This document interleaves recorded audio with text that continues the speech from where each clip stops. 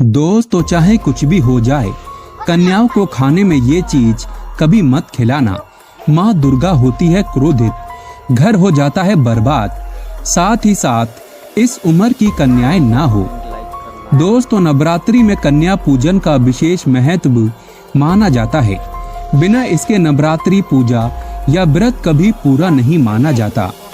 नवरात्रि में माँ दुर्गा की विधि विधान पूजा कर 7वें और 8वें या फिर 9वें नवरात्रि के दिन कन्याओं का पूजन कर उन्हें भोग लगाया जाता है।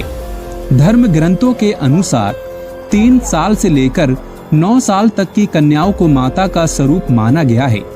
नवरात्रि में आप 1 से लेकर 9 कन्याओं तक का पूजन कर सकते हैं। साथ ही साथ एक बालक और बुजुर्ग महिला होना चाहिए, क्योंकि बालक के रूप में बजरंग बली को माना जाता है। तभी ही व्रत कन्या पूजन सफल होता है। दोस्तों, ऐसे में हम ये जानते हैं कि कन्या पूजन के दौरान कन्याओं को ऐसा क्या नहीं खिलाना चाहिए जिसके कारण माँ दुर्गा क्रोधित ना हो। तो चलिए जानते हैं।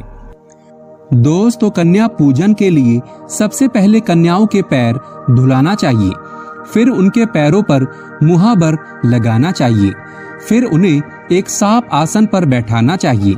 इसके बाद उनके हाथों में मौली बांधें और माथे पर रोली का टीका लगाएं। दुर्गा माँ को उबले हुए चने, हलवा, पूरी, खीर, पुआ, फल का भोग लगाया जाता है। यही प्रसाद कन्याओं को भी भोजन स्वरूप खिलाया जाता है। ऐसे में आप कन्याओं को दही जलेबी भी खिला सकते हैं। कन्याओं को भोजन कराने के बाद उन्हें दक्षिणा भी दी जाती है।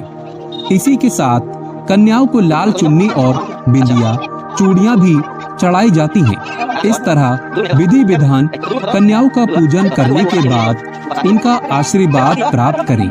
कई जगह कन्याओं को भोजन कराने वाले लोग आशीर्वाद स्वरूप उनकी थपकी लेते हैं। इस बात का भी ध्यान रहे कि कन्याओं के साथ एक लांगूर भी होना चाहिए। माना जाता है कि लांगूर यानी छोटे बालक के बिना पूजा अधूरी मानी जाती है, क्योंकि ये बजरंग बली का रूप होता है। दोस्तों, लेकिन इसी के साथ ही क्या आप जानते हैं, कन्याओं को ऐसा खाना कभी नहीं खिलाना चाहिए।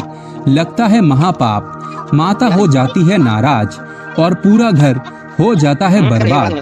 ऐसा अनर्थ कभी मत करना। दोस्तों, अक्सर कई लोग जाने अनजाने में बाहर रेस्टोरेंट से खाना मंगाकर कन्याओं को भोजन खिलाते हैं, जो कि पूरी तरह से इसे पाप माना जाता है और ऐसा खाना लहसुन प्याज का होता है।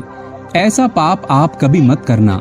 माता नाराज होती है और सारी जिंदगी भर कष्ट मिलते हैं। साथ ही साथ कन्याओं को प्लास्टिक के बने बर्तन में भोजन कभी नहीं खिलाना चाहिए। हमेशा उन्हें स्टील के बर्तन या पीतल के बर्तन या पत्तों के बने बर्तनों में ही भोजन खिलाना चाहिए। बहुत ही शुभ माना जाता है।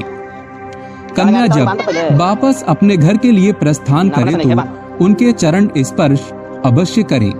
ऐसा करने से ये व्रत पूरा होने का संपूर्ण और सफल समय माना जाता है।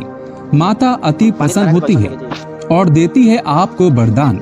लेकिन याद रहे, कन्या हमेशा आपके घर से खुश होकर ही अपने घर को प्रस्थान करे। आप में से कौन कौन चाहता है माता को अपने घर पर बुलाना? तो कमेंट बॉक्स में लिखें, माँ हमारे